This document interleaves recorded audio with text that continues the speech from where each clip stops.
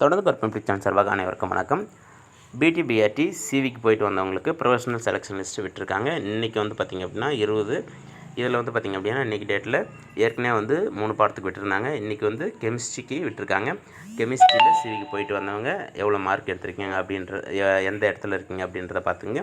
உங்களுக்கு எந்த டிபார்ட்மெண்ட்டில் வந்திருக்குது அப்படின்றதையும் செக் பண்ணிக்கோங்க. அதில் இன்எலிஜிபிளில் யாராவது இருக்கீங்களா அப்படின்றதையும் பார்த்துக்குங்க. வித் எல்டு யாராவது கொடுத்துருக்காங்களா அப்படின்றதையும் பார்த்துக்குங்க. நமக்கு கெமிஸ்ட்ரியில் வந்து பார்த்திங்க அப்படின்னா மொத்தம் வந்து 350 பேர் கொடுத்துருக்காங்க. இதில் வந்து பார்த்திங்கன்னா உங்களுக்கு தெரியும், மொத்தம் வந்து நமக்கு 350 பேர் ப்ரொஃபஷனல் செலெக்ஷன் லிஸ்ட்டில் இருக்காங்க. மீதி வந்து பார்த்திங்க அப்படின்னா எல்லாமே வந்து பேக்லாக் வேக்கன்சியாகவே இருக்குது.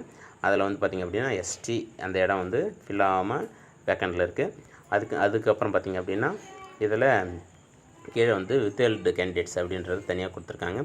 அதில் வந்து என்னென்னலாம் வந்து பார்த்திங்கன்னா ஈக்குவல் ஜிஓ கொடுக்கல, டெட் சர்டிஃபிகேட் ப்ரொடியூஸ் பண்ணல அப்படின்ற விஷயம்லாம் கொடுத்துருக்காங்க. அதுமாதிரி வந்து பார்த்திங்க அப்படின்னா பிஎட் அந்த டிகிரிக்கு ஸ்பெஷல் பிஎட் அந்த மாதிரி விஷயங்கள்லாம் கொடுத்துருக்காங்க. அதனால் வித் எல்டு இருக்கிறவங்க எவ்வளோ சீக்கிரம் முடியுமோ அவ்வளோ சீக்கிரத்தில் அதை போய் சப்மிட் பண்ணிவிட்டு நீங்களும் வந்து அந்த ப்ரொஃபஷனல் செலெக்ஷன் லிஸ்ட்டில் வர்றதுக்கு பாருங்கள். அதனால் வந்து சிவிக்கு போயிட்டு வந்த எல்லோரும் பாருங்கள். நன்றி.